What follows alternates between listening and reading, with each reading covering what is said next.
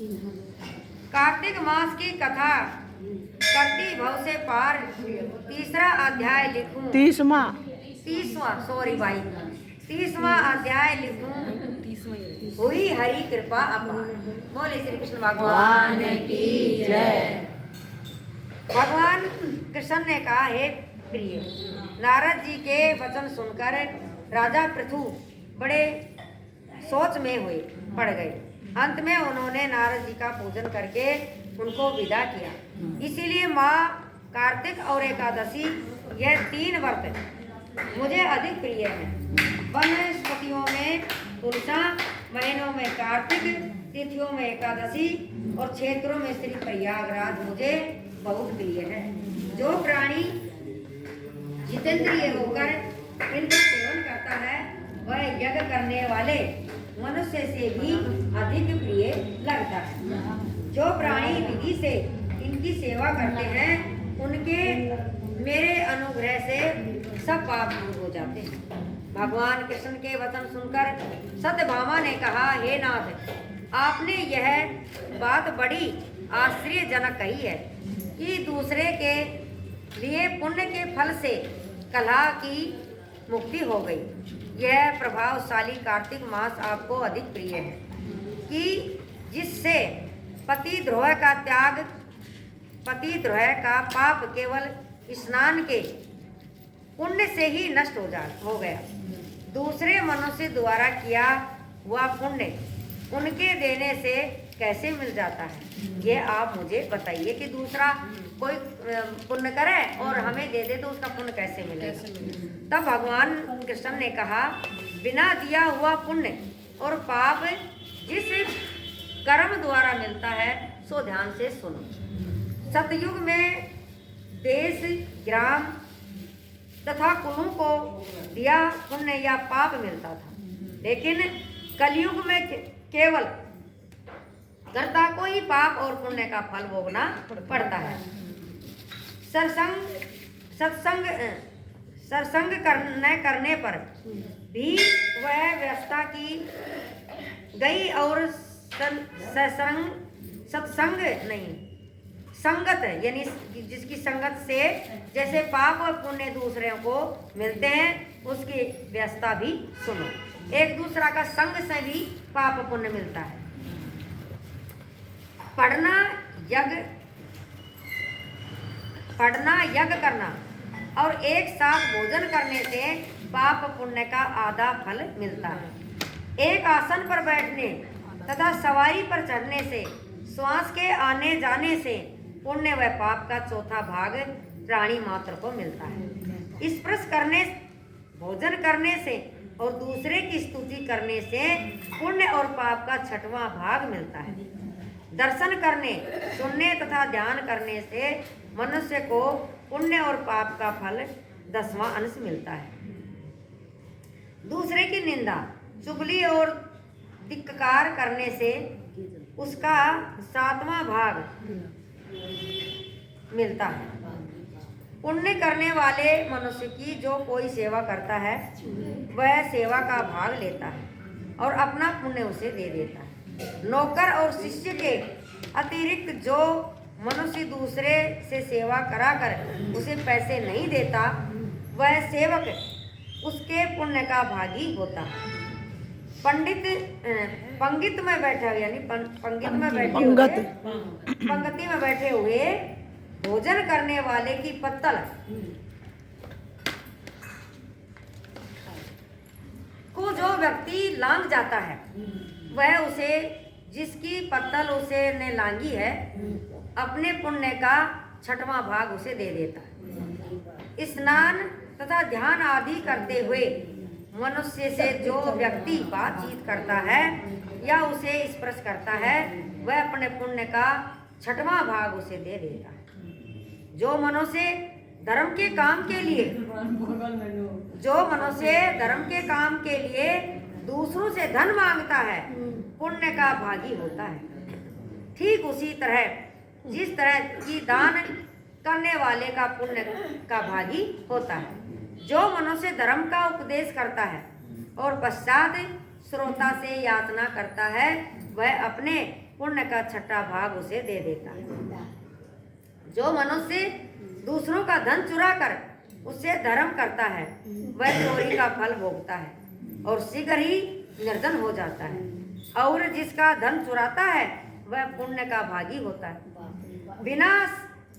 बिना क्षण के बिना कर्ज उतारे जो मनुष्य मर जाते हैं उनको ऋण देने वाले सज्जन पुण्य के भागी होते हैं। शिक्षा देने वाला, सलाह देने वाला, सामग्री को जुटाने वाला तथा प्रेरणा देने वाला, ये सब पाप और पुण्य के छठे भाग को प्राप्त करते हैं। राजा प्रजा के पाप पुण्य के काष्ठ का भोगी होता है। गुरु शिष्यों का, पति पत्नी का, पिता पुत्र का, स्त्री पति के लिए पुण्य का छठा भाग पाती है। पति को खुश करने वाली आज्ञाकारी स्त्री पति के लिए पुण्य का आधा भाग ले लेती है। जो पराये लोगों का दान करते हैं, पराये लोगों को दान करते हैं वह उनके पुण्य का छठा भाग प्राप्त करते हैं। जीविका देने वाला, मनुष्य जीविका ग्रहण करने वाले मनुष्य के पुण्य के छठे भाग को प्राप्त करता है। इस प्रकार दूसरों के लिए पुण्य अथवा पाप बिना दिए भी दूसरे को मिल सकते हैं, किंतु यह नियम जो कि मैंने बतलाए हैं जो कलयुग में लागू नहीं होते। कलयुग में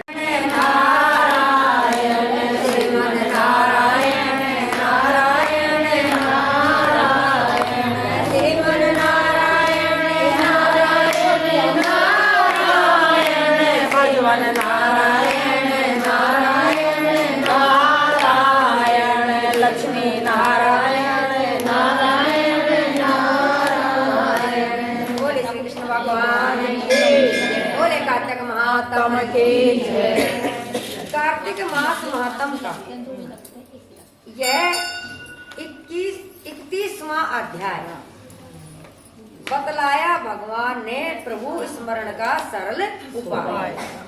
भगवान श्री कृष्ण जी बोले, प्राचीन काल में उज्जैन में एक महापापी और दुरात्मा धनेश्वर नामक ब्राह्मण रहता था। वह रस, चमड़ा और कम्बल आदि का व्यापार करता था। वह वैश्यागामी और मदपान आदि बुरे कर्म करता था, क्योंकि वह रात दिन पाप में रत रहता था।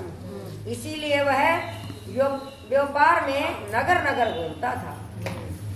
एक दिन महिष्मतीपुरी जो राजा महिष ने बसाई थी, इसीलिए वह राजा के नाम से ही विख्यात थी। उस नगरी के पास ही पापनाशनी पुण्यकारिणी भगवती नर्मदा बहती थी। उस नदी के किनारे देश देशांतर से आए यात्री कार्तिक व्रत करने को कुछ दिन के लिए ठहरा करते थे। उन कार्तिक व्रत करने वाले प्राणियों को वहां ठहरा देखकर वह दुष्ट धनेश्वर भी इधर उधर घूमता हुआ 1 मास के लिए वहां ठहर अपने माल को बेचता हुआ वह नर्मदा नदी के तट पर घूमता रहा। ब्राह्मणों को देव पूजा रत देखता था। वह देखता है कि कोई तो ग्रंथ पढ़ रहा है और कोई सुन रहा है, कोई भगवत कीर्तन कर रहा है, कोई भजन सुन रहा है, कोई ध्यान में लीन है और कोई तुलसी की माला धारण किए हुए है। बस इसी तरह वह भगवत भक्तों के बीच में रहा और वैष्णव के दर्शन करता रहा, उनको स्पर्श करता रहा, उनसे वार्तालाप करता रहा। वह कार्तिक के व्रत की उद्यापन विधि तथा जागरण को भी देखता रहा। उसने पूर्णिमा के व्रत को भी देखा कि व्रती ब्राह्मणों तथा गऊ को भोजन करा रहे, उनको दक्षिणा आदि भी दे रहे हैं। उसने नित्य प्रति भगवान शंकर की प्रसन्नता के लिए होती दीपमाला भी देखी। त्रिपुर नामक राक्षस के 3 पुर को शंकर जी ने इसी तिथि को जलाया था। इसीलिए शिव जी के भक्त इस तिथि को दीप उत्सव मनाते हैं। कौन सी तिथि है बहन वो? ये मेरे ख्याल वो वैकुंठ चतुर्थी। हाँ, उत्सव आ गया। उत्सव मनाते हैं। जो मनुष्य मुझ में और शंकर जी में अंतर मानता है उसकी सारी क्रिया निष्फल हो जाती है। धनेश्वर वहां की पूजा विधि देखता हुआ इधर उधर घूम रहा था कि उसे काल सर्प ने काट लिया और वह भूमि पर गिर पड़ा। उसकी यह दशा देखकर वहां के दयालु भक्तों ने उसे चारों ओर से घेर लिया और उसके मुंह पर तुलसी दल मिश्रित जल के छींटे देने लगे। और जब उसके प्राण निकले तो यम के दूत उसे बांधकर कोड़ू से मारते हुए यमपुरी को ले गए। उसे देखकर चित्रगुप्त ने यम से कहा, इसने बालकाल से लेकर आज तक बुरे काम किए हैं।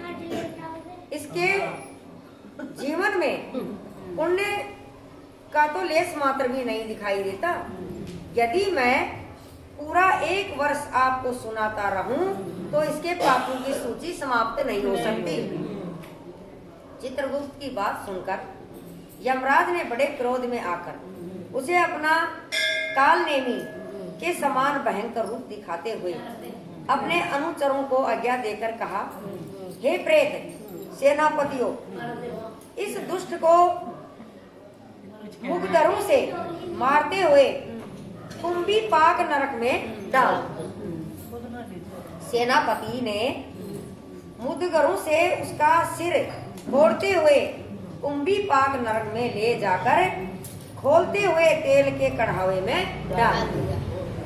प्रेत सेनापति ने उसे ज्यों ही तेल के कढ़ावे में फेंका तो लपलपाती हुई आग अपने आप ठंडी हो गई, जैसे कि प्रहलाद को अग्नि में डालने से वह ठंडी हो गई। यह विचित्र घटना देख के प्रेत सेनापतियों ने यमराज के पास जाकर सब हाल कहा। यमराज भी आश्चर्यचकित होकर धनेश्वर को अपने पास बुलाकर स्थिति पर विचार करने लगे। उसी समय नारायण नारायण नारायण का कीर्तन करते हुए देव ऋषि नारद जी वहां पर आ पहुंचे और यमराज से कहने लगे, हे यमराज, यह ब्राह्मण नरक में डाले जाने के योग नहीं है, क्योंकि इसने अंत समय में कुछ शुभ कर्म किए हैं जो कि नरक यातना को नष्ट करने वाले हैं। जो भगत का दर्शन करते हैं, उनसे वार्तालाप करते हैं और उनका स्पर्श करते हैं, चाहे उन्होंने कोई पुण्य कर्म न किया हो, सहज में ही स्वर्ग के अधिकारी हो जाते हैं। अतः धनेश्वर भी पुण्य आत्माओं के संग व स्पर्श से स्वर्ग का अधिकारी हो गया।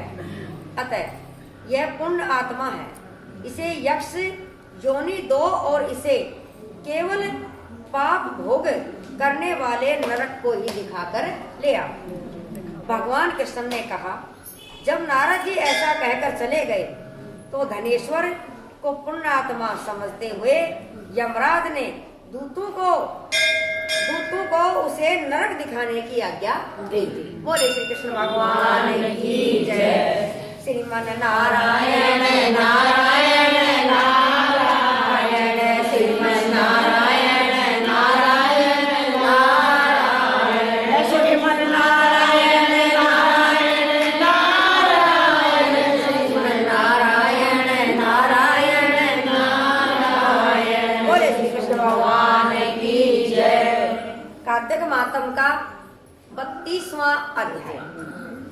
मुझे सहारा है तेरा, सब जग के पालनहार। कार्तिक मास के मातम का 32वां करूं विस्तार। भगवान श्री कृष्ण ने कहा, प्रेत पति यमराज की आज्ञा से धनेश्वर को नरक के पास ले गया और उसे दिखाता हुआ कहने लगा, हे धनेश्वर, इन भयंकर नरकों को देखो जिनमें पापियों को यम के दूत सदा ही दुख देते रहते हैं। यह देखो, यह तप्त वाचुक नामक नरक है, जिसमें देह जलने के कारण पापी विलाप कर रहे हैं। भोजन के समय जो प्राणी भूखों को भोजन नहीं देता, वह बार बार इस नरक में डाले जाते हैं। कितने हैं नरक? मेरा किसी ने 28 जितना है उनमें तो सुन लो। अमन बता रही ना 28 है। भागवत के 28 है, 28। वह मनुष्य जो गुरु, अग्नि, ब्राह्मण, गो, वेद और राजा इनको लात मारते हैं, वह भयंकर नरक में जाते हैं, अतिशय पापों के करने पर मिलते हैं। अब देखो, ये दूसरा अंधता मृष नामक नरक है। हे ब्राह्मण, सुई की भांति मुख वाले तमोत नामक कीड़े इन पापियों को काट रहे हैं। इस नरक में दूसरों का दिल दुखाने वाले पापी गिराए जाते हैं। अब ये तीसरा कृकये नामक भयंकर नरक है। इस नरक में पापी और पापी याद रखो, ये याद रहोगे तो मैं कर्म करते हुए ध्यान रहे। इस नरक में हो जाए कहीं पापी आरे से चीरे जाते हैं। यह नरक भी असी मत्रण वर्ण आदि वेदों से 6 प्रकार का है। इसमें स्त्री तथा पुरुषों में वियोग कराने वाले प्राणियों को कढ़ाई में पकाया जाता है। लड़ाई करवा देते हैं, और परिजनों का बिछुआ करा देते हैं। दोनों पत्नी को अलग करवा देते हैं। बिछुआ कराने वाले मनुष्य भी 80 पत्र नामक नरक में तलवार की धार से काटे जाते हैं और कुछ भेड़ियों के डर से भाग जाते हैं। अब तुम यह चौथा नरक देखो, इसका नाम अर्गल है। इसमें पापी लोग इस तरह से चिल्लाते हुए इधर उधर भाग रहे हैं। यह नरक भी वध आदि वेदों से 6 प्रकार के हैं। यह देखो, यह कटुसाल मलिक नामक 5वां नरक है। इसमें की अंगारों की भांति कष्ट देने वाले बड़े बड़े कांटे लग रहे हैं। यह भी यातना आदि के वेदों से 6 प्रकार का है। एक इसमें दे रखा ना नरक, इसमें भी 6 प्रकार के। कोई थोड़ा पाप करे, कोई ना करे, पर स्त्री गमन करने वाले प्राणी इस नरक में डाले जाते हैं। देखो, यह उलवन नामक 6ठा नरक है, जिसमें कि सिर नीचे करके पापियों को लटकाया जाता है। जो लोग भक्ष्य या अभक्ष्य का विचार नहीं करते, दूसरों की निंदा और चुगली करते हैं, उनको इस नरक में डाला जाता है। मतलब खाने भी छोटा होगा थे खाने का भाई क्या चीज खानी चाहिए, क्या नहीं चाहिए। मीट मांस खाते हैं लोग तो खाने चाहिए, क्या नहीं। चुगली बेक है। देखो, चुगली भी देख लो कि ये लोग किस तरह चिल्ला रहे हैं। अब सुनो, दुर्गंध भेद से यह नरक भी 6 प्रकार का है। यह देखो 7वां कुंभी पाक नामक नरक। यह बहुत ही भयंकर है, ये सबसे कठिन है। हे ब्राह्मण, यह भी 6 प्रकार का है। इसमें महापाप की लोगों को पकाया जाता है। इस नरक में हजारों वर्ष तक यातना भोगनी पड़ती है। यह रौरव नरक है। इच्छा रहित जो पाप किए जाते हैं, वह सूखे और इच्छा पूरक जो पाप की इच्छा से या बिना इच्छा से जो पाप किए जाते हैं, वह आप पाप आद्र कहलाते हैं। इस प्रकार शुष्क या आद्र भेदों से यह पाप 2 प्रकार के होते हैं। इनके अतिरिक्त और भी पृथक पृथक 84 प्रकार के पाप हैं। 1 अपकिरण, दूसरा पांडकत्य, तीसरा मलीकरण, चौथा जाति भर्षकीकरण, पांचवा उपाय, छठा अति पाप, सातवां महापाप। यह 7 प्रकार के पापक हैं। जो जीव जैसा कर्म करता है वह इन 7 नरकों में अपने पाप कर्मों के अनुसार पकाए जाते हैं। तुम्हारा चूंकि कार्तिक व्रत करने वाले प्रभु भक्तों से पर्याप्त मेल जोल रहा, इसके पुण्य प्रभाव से तुम्हारी इनसे सबसे बच गया। चलो भाई हम भी बच गए। नरक की यातना से बच गए। भगवान ने यही करा। भगवान कृष्ण ने कहा, इस प्रकार प्रेतपति ने धनेश्वर को सब प्रकार के नरक दिखाने के बाद यक्ष लोक में ले जाकर उसे वहाँ का राजा बना दिया।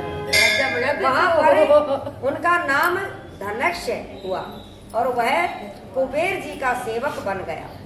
बाद में मैं ऋषि विश्वामित्र ने उसके नाम पर तीर्थ भी बनवाया। हे राजन, कार्तिक मास का व्रत महाफल का दाता है। इसके बराबर कोई दूसरा पुण्य कर्म नहीं है। जो कोई यह व्रत करता है तथा व्रत करने वालों का दर्शन करता है उसे मुक्ति मिलती है। बोले श्री कृष्ण भगवान की जय। श्रीमन नारायण नारायण नारायण, श्रीमन नारायण नारायण नारायण, श्रीमन नारायण नारायण नारायण, श्रीमन नारायण नारायण नारायण, श्रीमन नारायण नारायण नारायण, भजमन नारायण नारायण नारायण, श्रीमन नारायण नारायण नारायण, श्रीमन नारायण नारायण नारायण। बोले श्री कृष्ण भगवान की जय। आप चली गई को सफर हो गया। काले वर कलाई खींचड़ो, काले वर कलाई खींचड़ो, ऊपर की बाट देखते हो मारा श्याम घड़ी जी मारे की जाट की, मारे बड़ की जाट की, थाली भर कलाई रखी चढ़ो, थाली भर कलाई रखी चढ़ो, ऊपर की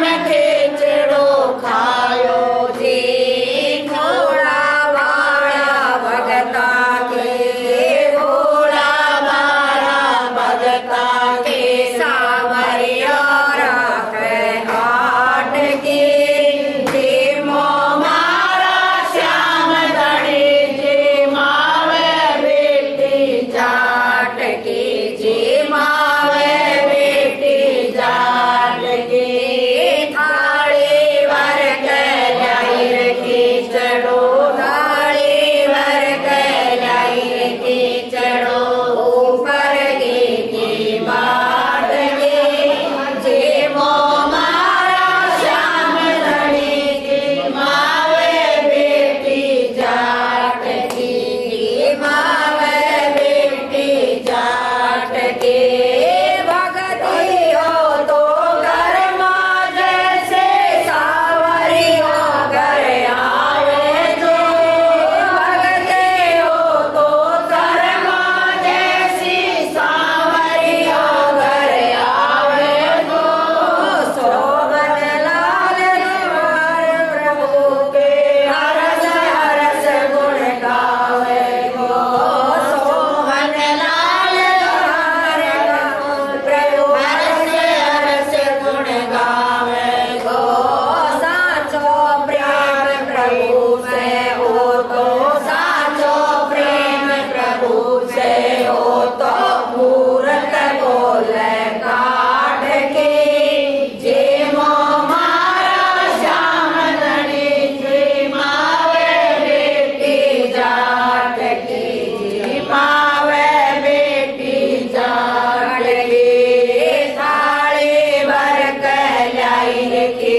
चढ़ो थाली भर के लाई के चढ़ो ऊपर के बाट के जे मो मारा श्याम धनी जे मावे बेटी जाट की जे मावे बेटी जाट की मावे बेटी जाट की बोल कृष्ण कन्हैया लाल की जय बोल भगत और भगवान की जय